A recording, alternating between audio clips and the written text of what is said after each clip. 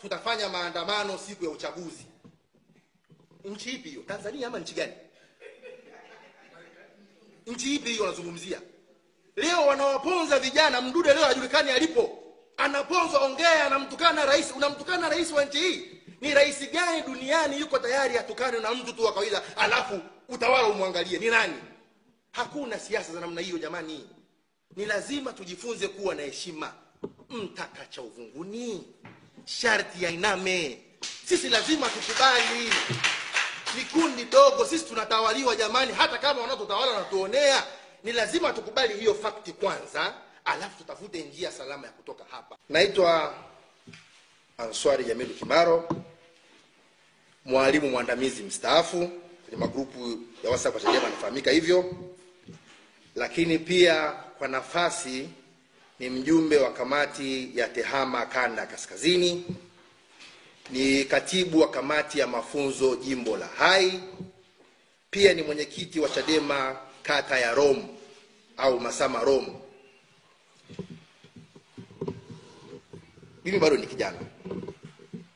Nimeingia Chadema mwaka 2008 wakati nimeanza form 4. Nikiwa bado kijana mdogo. Nimefanya harakati nikiwa shule ya advance, nimefanya harakati nikiwa chuo kikuu cha usimamizi wa fedha pale FM, na hata baada ya kumaliza chuo nimefanya harakati, na hata nikiwa kazini nimefanya harakati. Siko hapa kujisifia kwamba nimefanya nini ndani ya Chadema, kwa sababu hilo ni jambo ambalo lipo na watu wanafahamu. Niko hapa kuonyesha masikitiko yangu kwa yale mambo ambayo sasa hivi yanaendelea. Mimi nilideclare interest tangia mapema kabisa, na watu hapa wafahamu. Na watu wanaonifahamu wanajua mimi ni mtu pekee kanda ya kaskazini niliyemuunga mkono Odero Chazo Odero. Lakini baada ya uchaguzi kuisha, mambo yanayoendelea, nikajua ni minyukano kati ya timu mbili. Dhambi ya ubaguzi siku zote huwa haina mwisho. Huo ndio ukweli. Aliwahi kusema Nyerere, mtabaguana kwa misingi ya dini, haitaisha hapo.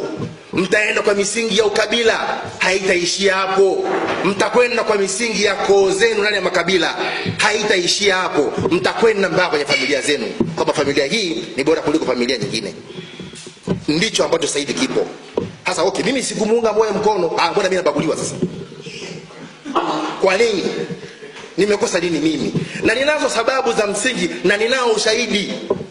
Wakati wanafanya uchaguzi ama teuzi za kuchagua wajumbe wa kamati ndani ya kanda, kwa mujibu wa taarifa ambazo ninazo za uhakika, watu hawakupewa nafasi kwa sababu wanastahili kupewa hizo nafasi, bali walipewa nafasi kwa kuangalia huyu alimuunga Lissu mkono tumpe. Kama wanabisha hilo, atoke kiongozi wote aje abishe, mimi niweke ushahidi mezani. Kitaaluma mimi nina degree ya computer science. Kwa hiyo napokuja swala la mitandao na swala la masuala haya ya TEHAMA, that is my area of expertise. Najua ninachozungumza. Nimesaidia chama hichi kwa kupitia uwezo wangu huo na taaluma yangu hiyo. Nimesaidia chama hichi kwa kuwa nimefanya kazi ya walimu kwa miaka 8. Nimefundisha watoto kuanzia ngazi ya primary mpaka sekondari. Ninaweza kufundisha watu. Kwenye kata yangu mimi ninayotoka, tumesajili wanachama zaidi ya 700 kwa gharama zangu mimi na mama yangu mimi.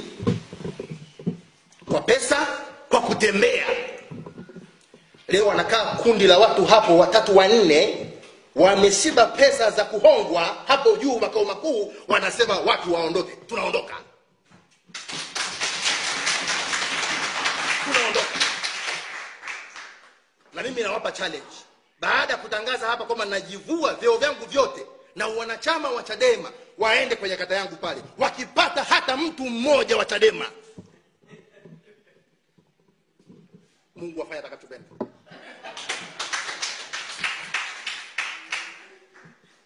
Hatuwezi kudharauliwa, hatuwezi kukashifiwa. Mheshimiwa Grace ni mama yangu kwa umri.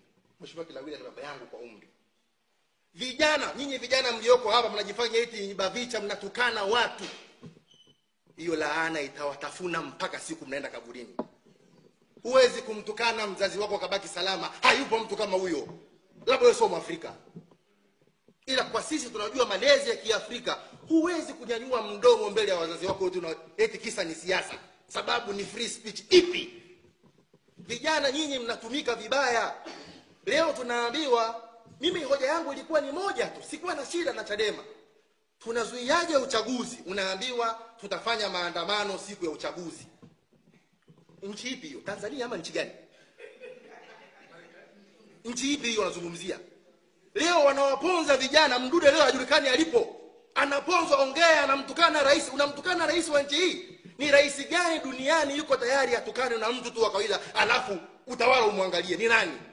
Hakuna siasa za namna hiyo jamani. Ni lazima tujifunze kuwa na heshima. Mtaka cha uvunguni sharti ya iname. Sisi lazima tukubali. Ni kundi dogo, sisi tunatawaliwa jamani. Hata kama wanatutawala na tuonea, ni lazima tukubali hiyo fakti kwanza, alafu tutafute njia salama ya kutoka hapa. Lakini hizi kelele, mbwembwe, kejeli, mtaamsha nini? Wako wapi? Vijana wanazidi kupotea. Na hawapotei kwa sababu wanatumiwa tu. Nenda wewe, wewe nenda. Tukana kidogo. Wanapotea, wanaishia kutoa matamko, tutamtafuta. Unamtafutia wapi? Kama polisi wanasema kwamba hatujui aliko, mtampatia wapi? Vijana na wahusia, acheni kutumika. Mungu amewapa akili. Tofauti ya binadamu na viumbe wengine ni akili, maarifa. Ukiambiwa jambo, tafakari. Kwa hiyo sisi tunachosema hapa, huwezi kuambia watu waandamane siku ya uchaguzi, hauna jeshi la polisi, hauna jeshi la wananchi, hata mgambo haumiliki, hata security wale private humiliki. So unawaambia watu wakafe? Sasa kama unaweza kuwashawishi watu waende wakaumie siku ya uchaguzi, kwa nini usiwashawishi wakaumia kwenye uchaguzi wakiwa kwenye process hiyo? Mnasema watu wetu wamekuwa wakifa, wamekuwa wakiumizwa. Ni kweli, hiyo sio siri. Yes, siku ya kuzuia uchaguzi ya maandamano ndio wataumizwa. Za kuambiwa nisiwe msemaji sana. Ila nasisitiza binafsi, kwa miaka ambayo nimekaa Chadema, sasa hivi ni miaka inakwenda 17. Sijawahi kujua chama kingine cha siasa. Nilikuwa na mapenzi na Chadema. Sio kwa sababu ya jina lake Chadema.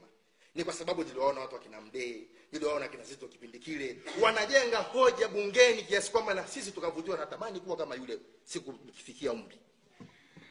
Sasa hivi Chadema vijana ni kutukana mpaka watu wazima. Hivi Lema ya kusema watu jivivavi ni watu wapumbavu. Lema anafika umri wa Kilawila. Si kaka yake huyu. Kwa nini anamtukana? Je, tukisema ameongwa kitalu cha dhahabu ile ivuruge Chadema? Tunajua. Na mengi tunayajua. Aliwahi kutuhumiwa na alikuwa DCI Abdalla Zombe kwamba ni mwizi wa magari. Mpaka leo hajawahi kanusha hiyo kauli. Tunamhifadhi. Mimi ni Muislamu.